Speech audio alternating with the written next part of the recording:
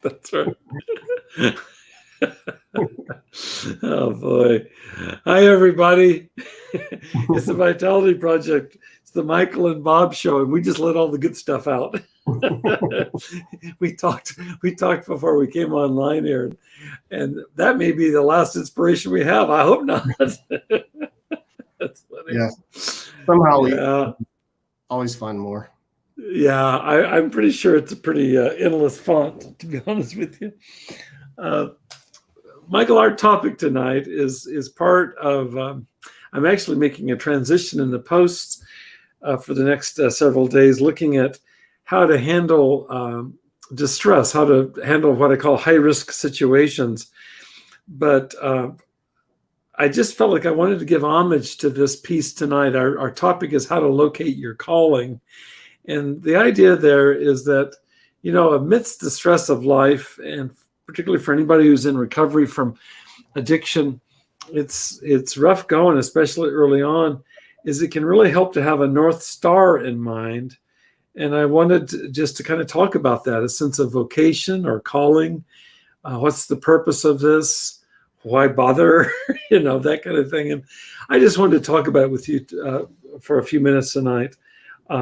Without any specific, kind of technical agenda, just kind of talk into this with you, my friend. So I just love to invite any thoughts you have on this whole topic of vocation or calling. And if we can link it at some point, maybe later on, maybe earlier on, to how it pertains to resilience more generally and recovery more specifically, I think it'll arise organically. But anyway, that's a wish. Yeah. Well, it makes me think of, I think there's kind of three pillars that I think of in recovery, at least the way I think about them. And one of them is like purpose and direction. The other one's community, and then values. And I think if we're able to get some of that going in the right direction, it really helps. And I was thinking about this even earlier today. I think that the purpose thing can be it's a hard one too, and I think it's okay to not know for a bit, because there can be some pressure felt towards not having an answer to that. And kind of, I think it being okay that there's not an answer. Yeah. Right. Also just in knowing it is a really hard piece to figure out, because I don't think people in recovery are asking themselves this question. I think it's a question a lot of people are asking, but I certainly think that in recovery, it can really matter in terms of, and it can be, it doesn't have to be the existential ones either. It can be more daily purpose things as well. Yeah. I liked how you laid that out there. That's good. Purpose and community and values. Yeah. And I also like what you just said about trying to rush it. It's easy to kind of foreclose on, these deeper matters. Well, I guess I better have a purpose. So, okay, let me pull something out of my whatever, as opposed to let it arise more, kind of evolve more naturally. Yeah, I like that a lot. I appreciate that a lot. To not have a sense of purpose is developmentally appropriate, for sure. For as long as it needs to be developmentally appropriate.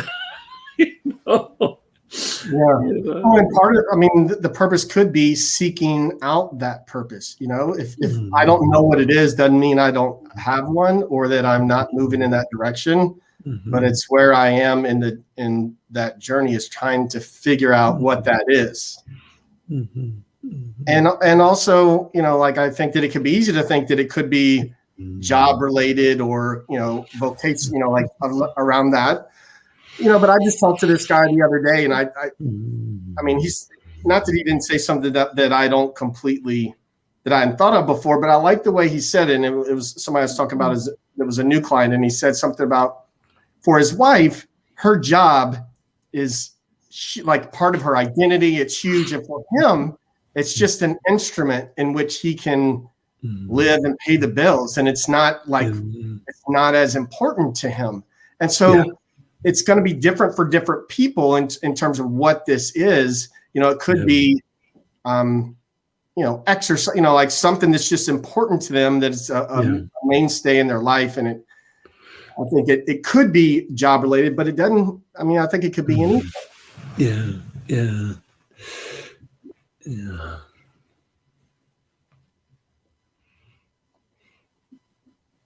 I was doing some writing before we met tonight, and I was thinking about how Freud talked about kind of two focus points for psychoanalysis.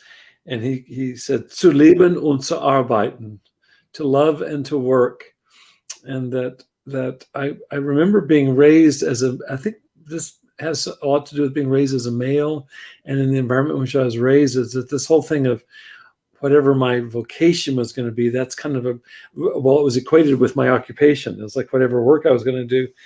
And I had this sense as the years developed, I still have this sense that it was more in the area of zu leben than zu arbeiten for me. It was more about love than work. And so my relationship to people that are important to me, like you, it continues to be primary for me. There's work, but even my work, I'm so grateful for that in this field.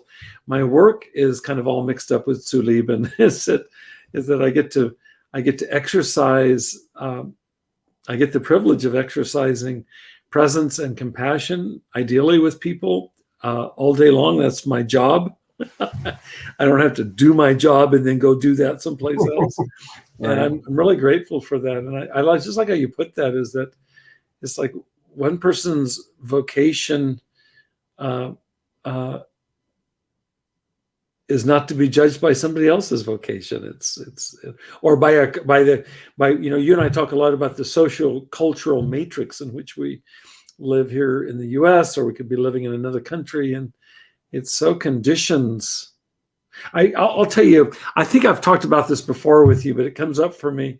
I've got these little pet peeves that are probably US language pet peeves, but I'm not sure. They could be Western pet peeves.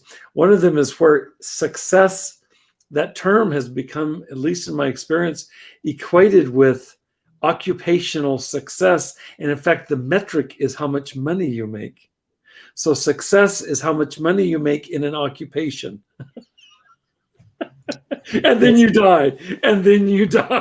It's like, yeah. It's funny you said that, because I was kind of just thinking something along that. Is a lot of times what gives people a tough time, and it might be some, you know, nexus for substance use, is that measuring up. You're not measuring up. You're not making enough money. I mean, I'm sure you've worked with lots of people.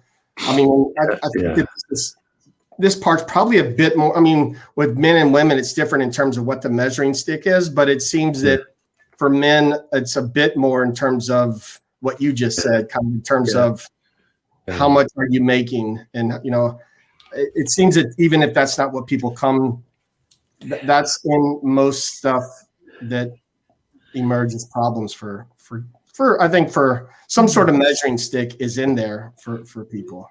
Yeah. I remember years ago reading a book by Martin Seligman. You might have read it too, Authentic Happiness. And he summarizes. I didn't read the whole. I tried not to read the whole thing, but I mean, you probably got the plot pretty early on. And he's written several books on. He's studied, as you know, happiness a lot as one of the kind of the forefathers of so-called positive psychology. But one of the things that stayed with me, it's been about 15 years since I read it, was how he made this distinction between a job. What was it? A job, a career, and a vocation. That was it. And it's in and around what we're talking about. Just got evoked from me listening to you, Michael, is that a job is just kind of a means to an end. Kind of, please get my paycheck and get the hell out of here. And a career would be something slightly more sublimated, like, well, can I get some advancement? Can I have a more prestigious, title, that kind of thing. And then he talks about vocation very much the way that we're talking about it. And that's a sense, he actually derives it from the Latin root vocare, which is to call. And he says in his research around happiness or contentment, whatever you want to call that variable, is that job and career have minimal correlation with happiness. They are what they are. Just like making money, beyond, as you remember, beyond a certain kind of baseline, which is remarkably low, more money doesn't equate with additional happiness. In fact, at some point it becomes an inverse relationship. So beyond, having a roof over our head, for which I'm grateful, and food to eat tonight, for which I'm grateful, very grateful. Beyond that, having, a few more cars in my garage doesn't equate with anything other than maybe a momentary, moment of, dopamine shot to the brain or something like that. But vocation, he says, which he ties into what you're talking about, vocation, which has to do with purpose, has a huge correlation with happiness. Yeah. Can I tell you a secret? Yeah, let's whisper it so that no one else can hear it. Okay, I'm joking, but I can remember, like, even when I was in my master's program, and it was like kind of a, Michael, you've got to talk more quietly. This is public. I mean, if you're going to tell me a secret, that's true. Go for it. I'm just kidding, man. I used to have this kind of fantasy that I lived in some kind of like a beach town. I rode my bike to like a coffee shop, and I was just a barista or something. No responsibility really. But that was kind of only once I started getting traction towards something that was also, like when you start working toward your purpose, sometimes comes responsibility and pressure. Yes. And when that came, that's when I started fantasizing about having a more simple kind of where I don't have responsibilities. And I don't even know why I bring that up, other than I think I'm like, who knows, maybe that would be, maybe there's things that I could be doing along with that, that could be really meaningful to me. And so I guess I'm really just speaking to it in terms of expanding what what we're talking about here. And it may be, it could be that I did that, which then allowed me lots of time to do other things and really build relations. I don't know. I think it's just, and maybe just to say, like, the grass is always greener too, in some ways, like when we have, at least for me, when I get really busy, I start thinking about, actually, I haven't thought about that much lately. Maybe I've already just drank so much of the Kool-Aid I can't turn around or something. Yeah, I love what it opens into. I had this experience in Vermont about 20 years ago. I was driving there. I was going to a Dartmouth Medical Center for my shoulder. I was having more shoulder issues with my rotator cuffs and so on. And I had this long drive one day, and I was listening to very complex jazz. And I was listening to a drummer that plays wonderfully, but with there's a lot going on. And it was the first time I'd ever experienced, I was listening to him, and I realized that if you focus on each individual note, it's just overwhelming. But there was some way I was listening that day where I was able to hear the long arc of the music, and I was able to play with him. I was playing on the steering wheel, of course, but I was playing with him, and I got it. And I realized it's a letting go of all the specifics, and you're playing all the specifics. It's just it was like a figure ground reversal. It happened one day, and it was that day. It's very memorable to me, and it affected the way that I approached my drumming from then on. But it's actually stayed with me as a very strong metaphor. It just came up for me as I was listening to you. And the application for me goes like this, is that if I'm a barista, and that's my calling, wonderful. And if I'm not, can I do my work like a barista? And all I mean by that is back to the drumming experience. I'm very busy every day. You are too. We do a lot of work, but my aspiration is to do it with like as little friction as possible. And it's getting better for me. I can feel it. I can feel it. There's less and less drag coefficient. And it's not that I'm doing less. And so it'd be like whether I'm doing a lot or a little, can I do it like a barista? That seems like an aspiration worth living. And I listened to this drummer and I heard him playing as a barista, and he's got a lot of shit going on. he's playing out of his barista place, and I'd like to do my work out of my barista place. I read a passage out of 𝗬᾿ this morning, and it pertains indirectly. He says, be content with what you have. Here we are, right? Be content with what you have. Rejoice in what is. But the last part's the best part. If you realize there's nothing missing, then the whole world is yours. I just love that sentiment. It just really touched me deeply. If you realize there's nothing missing. So as a barista, can there be nothing missing? Then that would be success in the way that we're talking about it. Yeah. If you and I are whatever we are, I'm a defrocked post-psychologist that gives a lot of shit about clinical psychology. So whatever that is, I love doing what I do. But it's like there's nothing missing. To realize there's nothing missing. And so, I hope that communicates. It's something about finding that sweet spot. And I was very touched this morning reading that. Yeah. Be content with what you have, Bob. Rejoice in what is. Rejoice in the way things are. And if and when you can realize there's nothing missing, the whole world is yours. And I had a very strong hit of that this morning. I had a very strong hit. I just realized it doesn't get any better than this. And then this. Oh, and by the way, this. Yeah. Well, yeah, I'm glad you shared that too. And because I was kind of thinking too, like, how do we, sometimes it's hard to peel away the layers in terms of like,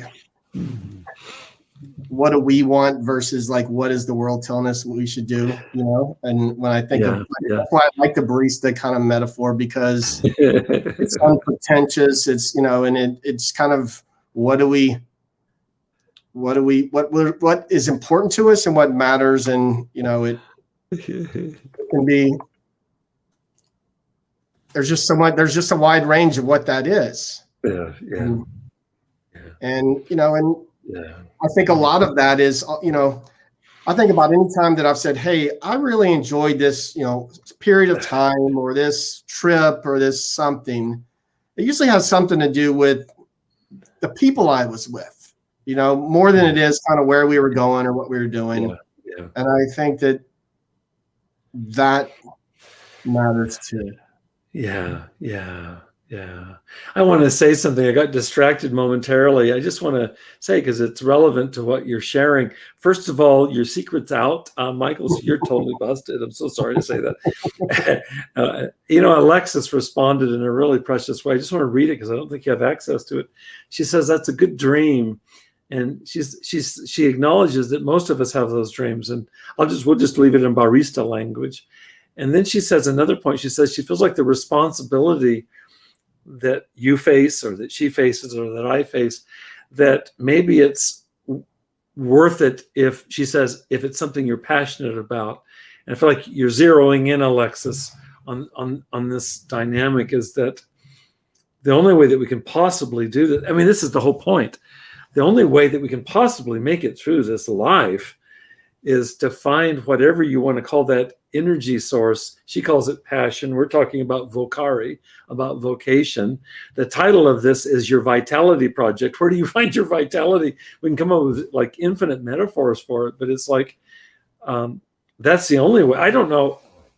I knew, I'll tell you a quick side story. We probably talked about this, Michael. When I was contemplating doing my doctoral dissertation, in fact, my first year in graduate school, every Thursday we had 8 hours of statistics for the entire year. So it was like a year long. Of course, we covered everything from introductory statistics, and I'd already had a statistics course in undergraduate, so it was like advanced statistics. Oh, brother. We studied multiple regression and factor analysis and all this stuff. And I loved our professor. He was a great professor. He was one of my favorite professors. But I remember him saying that you guys could pick a quick and dirty dissertation if you just want to get it done. That was my first year in graduate school, and it was a 6-year doctoral program. And I remember thinking to myself, you know, there's no way I can make it through a fucking dissertation if it's quick and dirty. If I don't have skin in the game, if I don't care about what I'm doing, I know me to know that I'll peter out. So Alexis, this is in response to you. I knew I had to find something I was passionate about. I lucked out and I did my dissertation on mindfulness meditation 35 years ago. The cool thing is that there was like 2 articles on it at that point. No one else had done it, so I didn't have to worry about an extensive lit review. It's kind of taken off since then, but I've used that dissertation infinite times. I met you in the context of refuge recovery and mindfulness. I mean, that was one of the connections that we had. And so I'm so grateful that I didn't do a quick and dirty dissertation. I'm really grateful to not be doing a quick and dirty occupational thing across most of my career. Some of it sucked, but I've tried to get out of that as quickly as I can because I don't like doing work that I don't feel passionate about. And I don't mean to judge those that have to do work they're not, because I feel really, really, really privileged in being able to choose for that. I have no illusion about being born in a different country or a different time and doing shit that would have led to an early death for me, honest to God. So this thing of vocation, it's been in me since a little boy. As a little boy, I used to see people and I'd see them in their work looking dead. And as I've shared with you before, I thought that was what it was to be crazy. I thought they were crazy. I didn't realize till later that's not what people mean, but that's what I thought crazy was. How could you go through your life and hate your work or not give a shit about your spouse or your children or whatever, you know? And the quick and dirty thing went perilously close to, do I want to go crazy? No, my getting a doctorate's not worth my going crazy. I'm not going to go crazy. I'm not going to do a quick and dirty dissertation. It's funny you even brought that up, because I was thinking about the same thing. Is like when you choose a dissertation topic, it's going to be tough anyway. And if it's something that you don't have some there, it's going to be really difficult. Yeah. I have no regrets about that. I want to mention one other comment that came through, and it's from my partner here at 𝗖𝗹𝗹𝗶𝗴 Project. It's from Jason. And this is a shout out to Jason for all the work that you do behind the scenes, dear friend, dear brother. Really, much appreciation. Yeah, so much appreciation. Yeah. And what I wanted to say is that Jason, he wrote in response to that quote from 𝗬𝗹 about nothing is missing. He just wrote that and did this. And I know you, Jason, to know that when you're with your sons, that there's nothing missing. And you have bad days, and I do too. We all do, where maybe you're not fully present.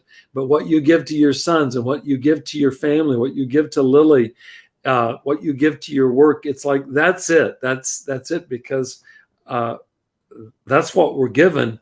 And that to me is success, is our showing up and being present with our boys, with our daughters, with our wife, with our husband, with our work, and so on. So I want to say, Jason, you really, to me, you model that. Oftentimes I'm talking with Jason.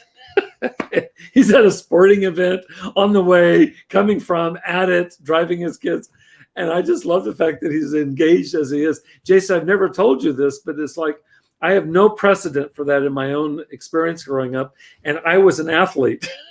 Just like unbelievable to have a father as engaged as you are with your boys. And I envy the heck out of them, and they're fortunate to have you. That's nothing missing. Yeah, right. It's the stuff that matters.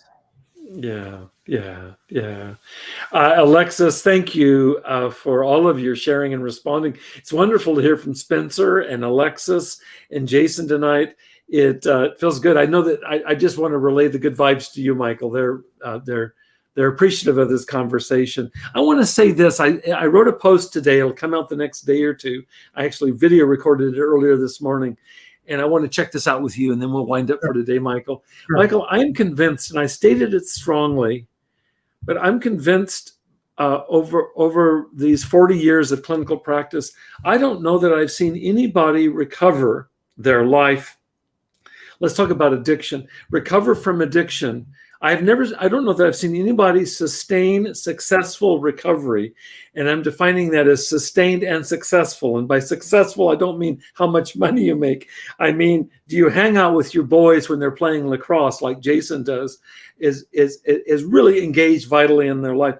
I don't think I've worked with one person that was able to sustain that without having this spark that we're talking about that's so hard to name, but every single one of them had some reason for not only getting sober, but for living a full, vital life. And so I don't feel like that what we're talking about, I even thought about it today.